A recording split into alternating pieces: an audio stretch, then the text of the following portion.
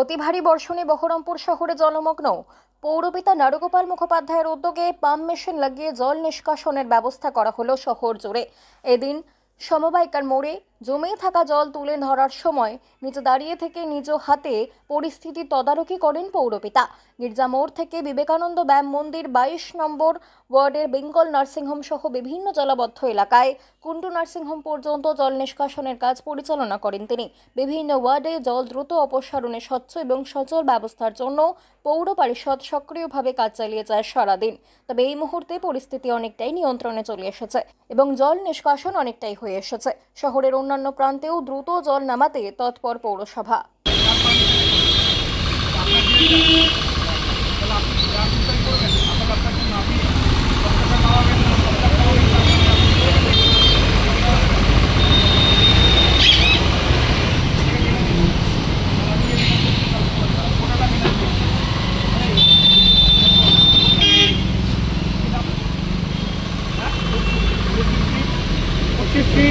সম্পূর্ণ নাম বলুন।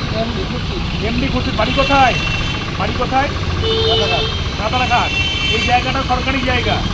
আপনি এখানে ইলিগালি কনস্ট্রাকশনটা করছেন, তাতে এখানে সরকারি জায়গা।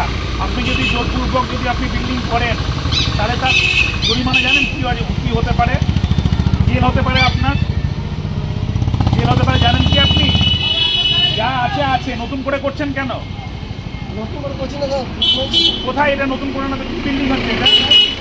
আপনার দরকার কি আছে? আপনি কাউকে জানিয়েছেন? কাউকে আপনি জানিয়েছেন? কাউকে আপনি জানিয়েছেন? তাহলে কাউকে জানাননি।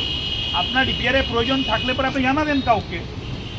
আপনি একটা লোকের জন্য 10টা দোকান যদি ভেঙে যায়, আপনারা ভাই কঠিন ভাই। আপনাদের সামনে ইলিগাল কনস্ট্রাকশন যদি এটার জন্য 10টা লোক ভাঙে, তখন তো বলবেন যে আমার পেটে লাভ পড়ে গেল। কেন অবৈধ কাজগুলো করতে দিচ্ছেন এখানে? এমনি এই ড্রেনগুলো পিডাব্লিউডি ভেঙে দেওয়ার কথা ছিল। আমরা অনেক কষ্ট করে আটকেছি। এই রাস্তা এক্সটেনশন করতে দরকার ছিল। এখানে এতগুলো লোকের উঁচু ব্যাপার আছে, সেই জন্য আমরা বলেছি না থাক, আমরা আস্তে আস্তে দেখছি।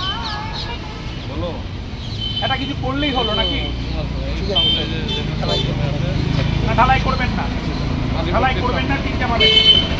ঢালাই যদি হয় দেখো, আমি কিন্তু আপনার বিরুদ্ধে এফআইআর করবো এবং জেল খাটাতে বাধ্য হবে এবং এবার পুরোটা ভেঙে দেবো। এটা যেন মাথা থেকে সাক্ষী থাকলে তোমরা যদি ঢালাই করে, তাহলে কিন্তু এফআইআর করবো